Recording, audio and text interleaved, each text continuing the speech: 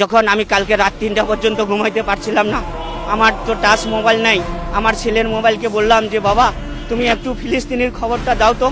যখন আমি দেখলাম ফিলিস্তিনের 1/3 অংশ ধ্বংস হয়ে গেছে, তখন আমি আর ঘুমাইতে পারি নাই।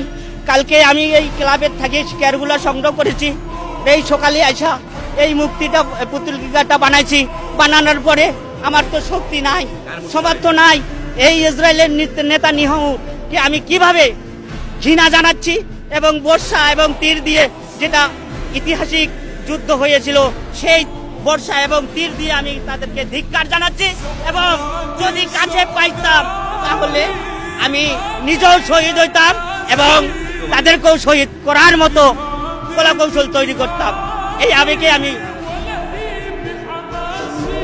সবচেয়ে বড় কথা, এই অসহায় শিশুদের, যে ছোট বাচ্চাদের গর্ভধারণের মানা তারা নিহত হয়েছে, এর চেয়ার বলার কিছু নাই। আগামী প্রজন্ম যারা, তাদেরকে আমরা ধ্বংস করে দিচ্ছি।